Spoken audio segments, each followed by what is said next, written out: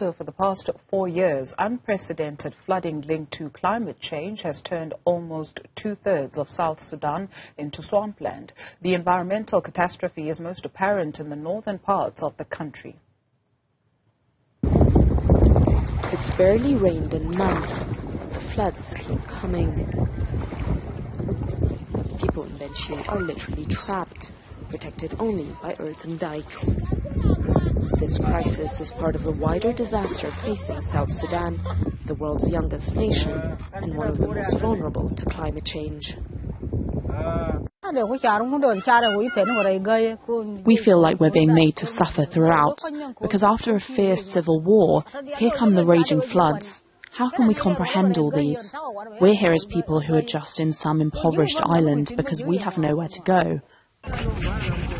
Floods have covered an area larger than Denmark since 2019, impacting 1 million residents.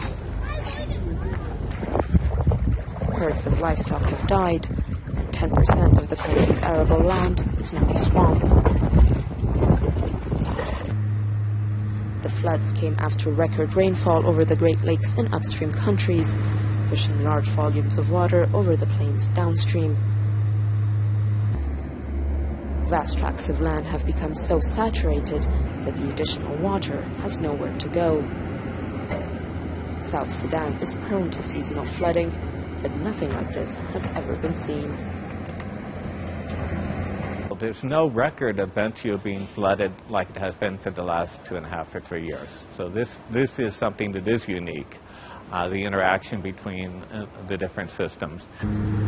The flooding has cut off vital roadways out of Bentiu that were used to bring in most of the city's food.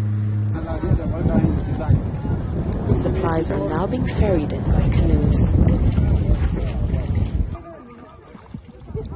Farmers and herders have also been affected. They've had to drastically change their lifestyle and are finding it hard to make a living. If the flooding is over, we can resume our farming practices. At the moment, we only survive on activities like fishing and water lily collection. The war in Ukraine has cut aid budgets and raised food prices, at a time when 7.7 million people in South Sudan don't have enough to eat.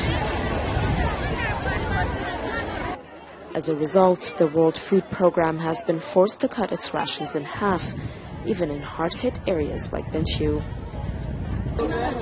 Families that use up their monthly allocation are forced to survive on wildflowers or fruit.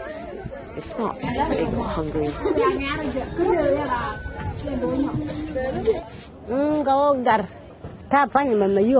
When children wake up in the morning, they start crying, looking for something to eat.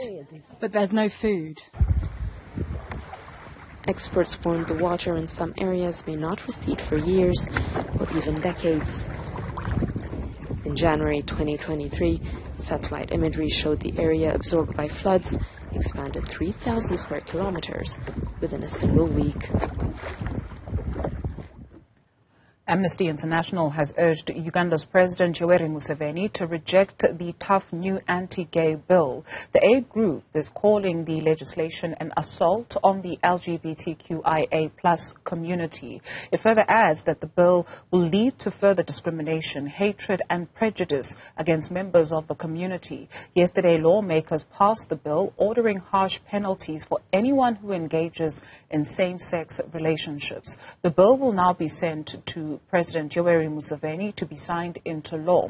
While the president has not commented on the current proposal, he has long opposed homosexuality. In 2013, he signed the anti-gay bill, but a domestic court struck it down on procedural grounds. We understand that if this bill does pass, it carries a jail term of 10 years. We're now joined to discuss the very latest developments by Trevor John, a human rights activist in Uganda. And Trevor John is your alias for the purpose of this interview as we seek to protect your identity. Thank you very much, Trevor, for joining us. Perhaps let's start with your preferred pronouns, please.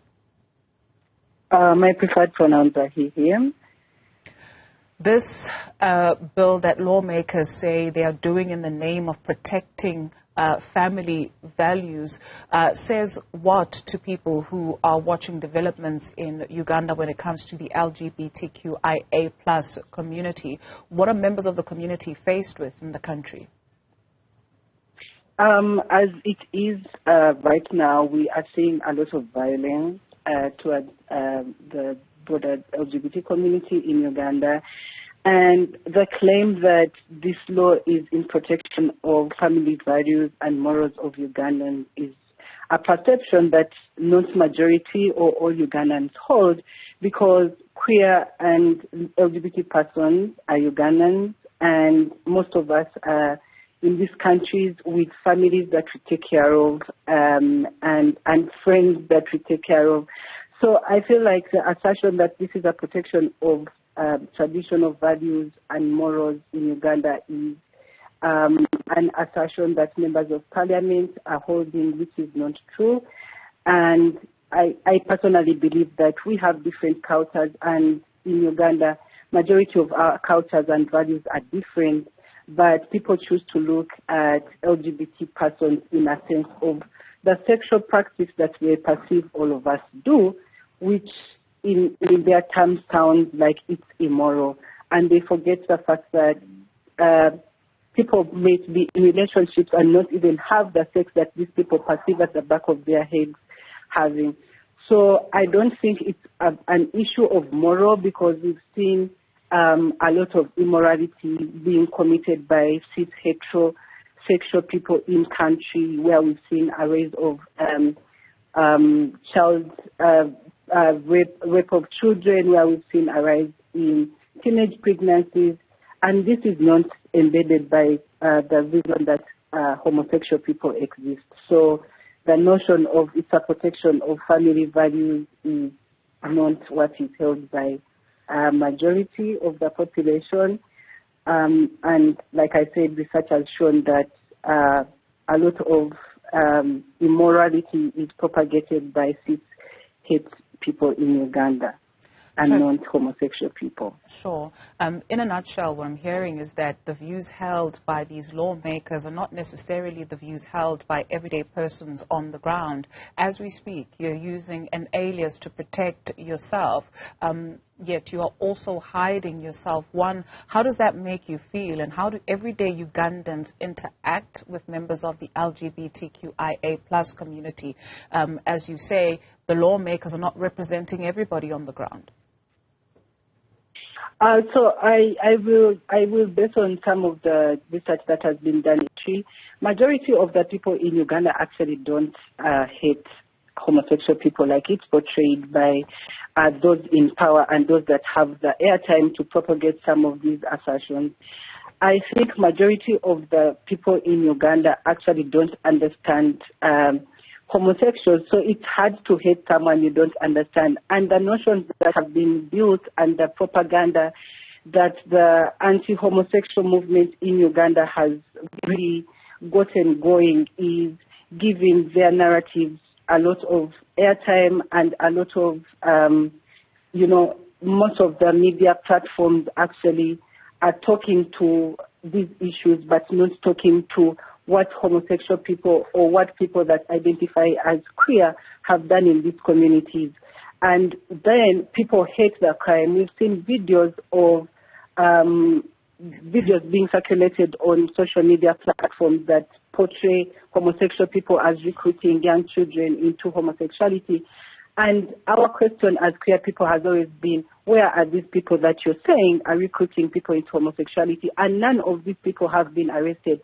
And that makes it feel like this is a staged propaganda that the anti-homosexuality movement is using to perceive or make public think that these are the actions that homosexual people do. But when you come to navigate or also investigate, some of these content that are on social media are actually content that is being, created to make community change their narrative and how they perceive people who identify differently from cis-normative ways of doing things or heteronormative ways of doing things.